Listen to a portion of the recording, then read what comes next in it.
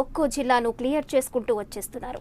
కొన్ని నియోజకవర్గాల విషయంలో సందిగ్ధత ఉంటే వాటిని వదిలిపెట్టేసి స్పష్టత వచ్చిన నియోజకవర్గాల్లో అభ్యర్థులను చకచకా ఖరారు చేసేస్తున్నారు. కర్నూలు జిల్లాలో దాదాపు సగానికి పైగా నియోజకవర్గాలలో అభ్యర్థులను ప్రకటించేశారు. అభ్యర్థుల ప్రచారంలో దూసుకుపోయేందుకు లైన్ క్లియర్ చేశారు. కర్నూలు జిల్లాలో అభ్యర్థులు ఖరారు చేయడం అంత తేలికైన వ్యవహారమేమీ కాదు. ఒకవైపు కోట్ల వర్గం టీడీపీలో చేరనుంది, మరోవైపు కేఈ వర్గాన్ని సంతృప్తి పరిచేలా నిర్ణయాలు తీసుకోవాలి. ఏ మాత్రం తేడా వచ్చినా ఇబ్బందులు తప్పవు. కత్తి మీద సాము లాంటి వ్యవహారాన్ని టీడీపీ అధినేత చాకచక్యంగా పరిష్కరించారు. కొన్ని నియోజకవర్గాల్ని పెండింగ్లో పెట్టినా కొన్నింటిని తేల్చేశారు.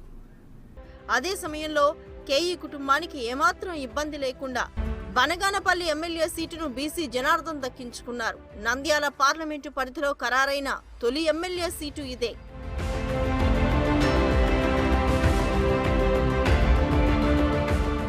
మంత్రి అఖిల ప్రియకు ఆళ్లగడ్డ టికెట్ను ఖరారు చేసేశారు.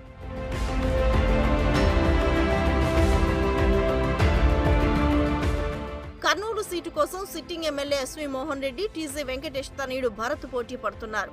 సీటు కోసం ఇద్దరి మధ్య తీవ్ర పోరే నడుస్తోంది. బహిరంగంగా ఒకరినొకరు విమర్శించుకున్నారు కూడా.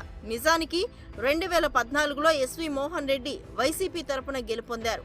ఆ తర్వాత టీడీపీలో వచ్చారు. ఇప్పుడు ఎమ్మెల్యే సీటు మీద హామీ పొందినట్లు సమాచారం. మరోవైపు ఎంపీ టీజీ వెంకటేష్ తన కుమారుణ్ణి ఎలాగైనా ఎమ్మెల్యేని చేయాలన్న పట్టుదలతో ఉన్నారు. సీటు కోసం ఆయన తీవ్ర ప్రయత్నాలు చేస్తున్నారు. సీఎం ఇద్దరు అభ్యర్థులతోనూ సుదీర్ఘ మంతనాలు సాగించారు. అయినా క్లారిటీ రాకపోవడంతో ఇక్కడ అభ్యర్థి ఎవరన్నది తేల్చలేదు.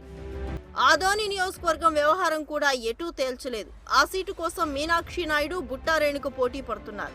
సర్వేలలో బుట్టాకు కాస్త అనుకూల ఫలితాలు వచ్చినా ఇక్కడ అభ్యర్థిత్వాన్ని ఖరారు చేయకుండా పెండింగ్ లో పెట్టారు.